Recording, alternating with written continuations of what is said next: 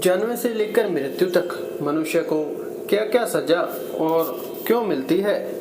मित्रों, जैसा कि हम सभी जानते हैं कि इस मृत्युलोक अर्थात पृथ्वी लोक पर जीव जंतुओं के 84 लाख योनियां निवास करती है और उसी में से मनुष्य योनि भी है जिसमें हमारा और आपका जन्म हुआ है। मित्रों, मृत्यु के बाद प्राणी को उसके कर्मों के हिसाब से अगला जन्म मिलता है और जब कोई प्राणी अपने पिछले जन्म में अधिक से अधिक सत्कर्म करता है तो उसका जन्म मनुष्य योनि में होता है। परंतु मित्रों, धर्मशास्त्र की माने तो अन्य सभी योनियों की अपेक्षा जीव को मनुष्य योनि में ही सबसे ज़्यादा कष्ट भोगना पड़ता है। आज की इस वीडियो में हम आपको यही बताने जा रहे हैं कि मनुष्य को माता के गर्भ से मृत्यु तक किस किस तरह के कष्ट भोगने पड़ते हैं, जिसका वर्णन भगवत पुराण में किया गया है। मित्रों, जब भी कोई प्राणी मृत्यु के बाद मनुष्य की योनि में जन्म लेता है तो वह सबसे पहले ईश्वर द्वारा निश्चित पुरुष के वीर्य के कण के रूप में स्त्री के उदर में प्रवेश करता है। वहाँ वह एक रात्रि में स्त्री के रज में मिलकर एक बन जाता है। फिर 5 रात्रि में छोटे कण का रूप हो जाता है और उसके बाद अंडे के जैसे रूप में परिणित हो जाता है। इसी तरह 1 महीने में उसके सर निकल आते हैं। 2 मास में हाथ पांव आदि अंगों का निर्माण हो जाता है और 3 मास में नख अर्थात नाखून, अस्थि, चर्म यानी त्वचा, स्त्री पुरुष के चिन्ह तथा अन्य छिद्र उत्पन्न हो जाते हैं। 4 मास में उसमें मांस उत्पन्न होने लगता है। फिर 5वें महीने में गर्भ में पल रहे शिशु को भूख प्यास लगने लगती है और 6ठे मास से झिल्ली से लिपटकर वह कोख में घूमने लगता है। उस समय माता के द्वारा ग्रहण किए गए हुए अन्न जल आदि से उसकी भूख मिटने लगती है और वह कृमि आदि जंतु की उत्पत्ति स्थान में पड़ा रहता है। वह सुकुमार तो होता ही है, जहाँ वहाँ के भूखे कीड़े उसके अंग नोचते हैं। तब अत्यंत कलेश के कारण वह क्षण में अचेत हो जाता है। इतना ही नहीं, माता के खाए हुए कड़वे, तीखे, गरम, नमकीन, रूखे और खट्टे आदि पदार्थों का स्पर्श होने से उसके सारे शरीर में पीड़ा होने लगती है। वह जीव माता के गर्भाशय में झिल्ली से लिपटा और आंतों से गिरा रहता है। उसका सिर पेट की ओर और पीठ और गर्दन कुंडलाकार में मुड़े रहते हैं। माता के गर्भ में मनुष्य पिंजरे में बंद पक्षी की भांति पराधीन एवं अंगों को हिलाने डुलाने में भी असमर्थ रहता है। इस अवस्था में उसे दिव्य शक्ति के द्वारा स्मरण शक्ति प्राप्त होती है, जिसके बाद उसे अपने पिछले जन्मों के कर्म याद आ जाते हैं। फिर वह बेचैन हो जाता है और उसका दम घुटने लगता है। फिर 7वां महीना आरंभ होने पर उसमें ज्ञान शक्ति भी पनपने लगती है, जिसकी वजह से वह एक स्थान पर नहीं रहना चाहता। तब स्थूल शरीर में बंधा हुआ वह जीव अत्यंत भयभीत होकर दीर्घमानव से कृपा याचना करता हुआ हाथ जोड़कर उस प्रभु की स्तुति करता है जिसने उसे माता के गर्भ में डाला है। माता के गर्भ में उपस्थित जीव प्रभु से यह याचना करता है कि हे प्रभु, माना मैं बड़ा अधर्मी हूँ, माना मैं बड़ा अधर्मी हूँ, माना मैं बड़ा अधर्म हूँ, मैं बड़ा पापी हूँ और आपने जो ये गति दिखाई है वह मेरे ही योग्य है। मैं शरीर से रहित होने पर भी देखने में पंच भौतिक शरीर से संबंध हूँ और इसलिए इंद्रिय गुण, सत्तादि विषय और विदावास अर्थात अहंकार रूप जान पड़ता है। इसके बाद भागवत पुराण में बताया गया है, देहधारी जीव दूसरी देह अर्थात माँ के गर्भ के भीतर मल मूत्र और रुधिर के कुएं में घिरा हुआ रहता है। उसके पाचन रस की ऊष्मा से गर्भ में मौजूद जीव का शरीर अत्यंत संतृप्त होता रहता है। इन कष्टों के बारे में सोचते हुए जीव गर्भ से बाहर निकलने की प्रबल इच्छा लिए महीने गिन रहा होता है और भगवान से प्रार्थना करता रहता है कि हे भगवान, मुझ दीन को यहाँ से कब निकाला जाएगा। फिर गर्भ में मौजूद मनुष्य सोचता है कि पशु पक्षी आदि अन्य जीव तो अपनी मूल वृद्धि के अनुसार अपने शरीर में होने वाले सुख दुख आदि का ही अनुभव करते हैं, किंतु मैं तो भगवान आपकी कृपा से साधन संपन्न शरीर से युक्त हुआ हूँ। अतः आपकी दी हुई विवेक बुद्धि से अपने शरीर के बाहर और भीतर अहंकार रूपी आत्मा का अनुभव करता हूँ। भगवान, इस अत्यंत दुख से भरे हुए गर्भाशय में यद्यपि मैं बड़े कष्ट से रह रहा हूँ, तो भी इसमें बाहर निकलकर संसार में अंधकूप में गिरने की मुझे बिल्कुल इच्छा नहीं है, क्योंकि उसमें जाने वाले जीव को आपकी माया घेर लेती है, जिसके कारण उसके शरीर में अहम बुद्धि हो जाती है और उसके परिणाम में उसे फिर इस संसार चक्र में ही रहना होता है।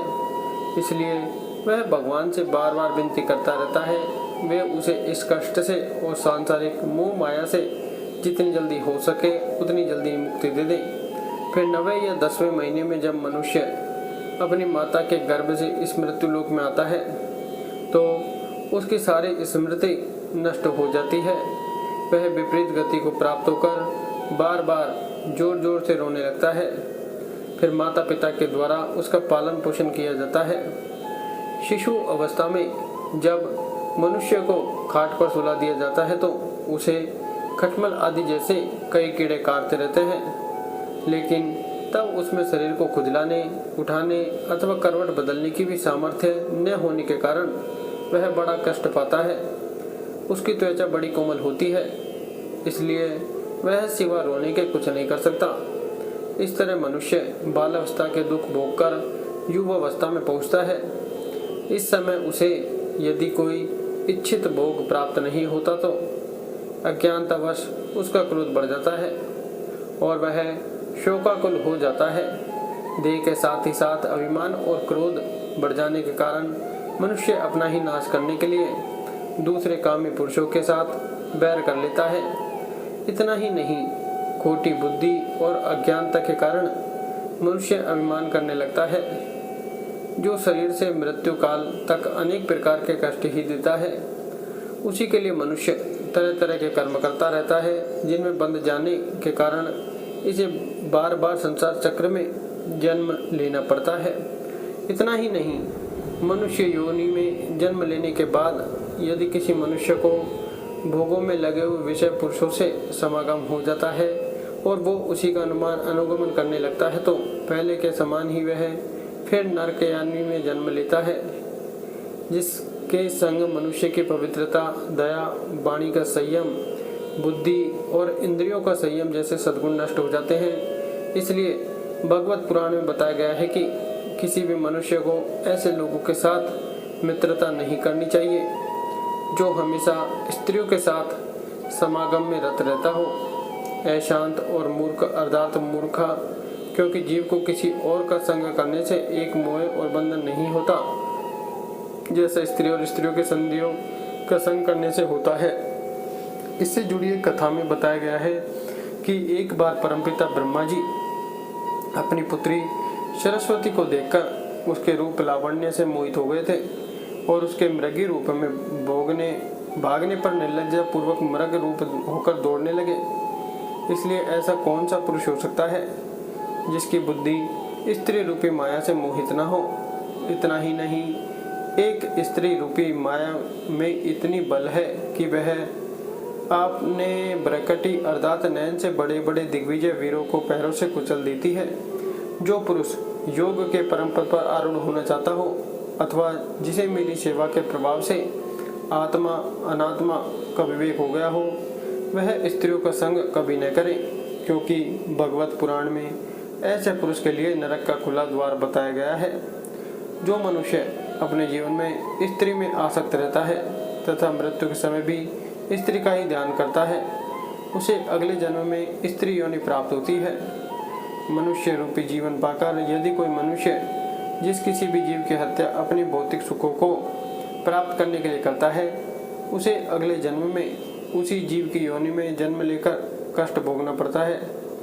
फिर मनुष्य की उम्र जब डलने लगती है अर्थात जब वह अपने जीवन के अंतिम पड़ाव में प्रवेश करता है, तो उसे इस जन्म में किए गए तब तक के कर्मों के हिसाब से इसी मृत्यु लोक पर शारीरिक और मानसिक पीड़ा भोगनी पड़ती है। अर्थात यदि कोई मनुष्य अपने माँ बाप के बुढ़ापे में सेवा नहीं करता या फिर उन्हें घर से निकाल कर देता है, तो उसकी संतान भी बुढ़ापे में उसके साथ वैसा ही व्यवहार करती है जैसा उसने अपने माँ बाप के साथ किया था, और यह जीवन चक्र निरंतर चलता रहता है।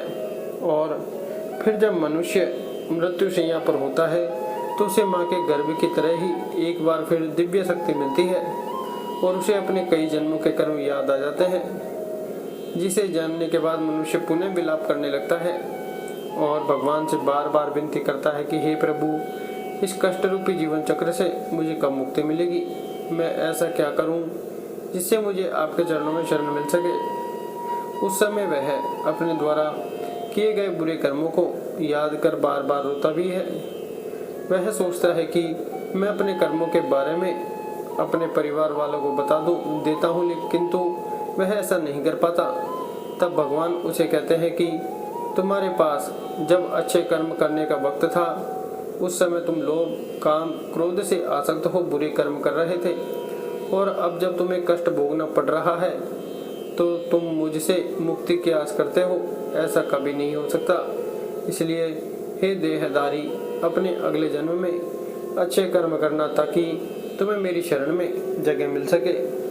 फिर इसके बाद यमदूत उसके शरीर से आत्मा निकाल कर ले जाते हैं और वह बच जाता है। तो वह स्थूल शरीर इसलिए मनुष्य को चाहिए कि वह भगवान के द्वारा मिले मनुष्य रूपी जीवन में अधिक से अधिक सत्कर्म कर जन्म मरण के चक्र से खुद को मुक्ति दिला ले और सदा के लिए भगवान के चरणों में अपना स्थान बना ले। दोस्तों, आपको ये वीडियो कैसा लगा और आप इस बारे में क्या सोचते हैं, हमें नीचे कमेंट करके बताइए। वीडियो पसंद आया होगा तो एक वीडियो को लाइक कीजिए और चैनल को सब्सक्राइब जरूर करें। धन्यवाद।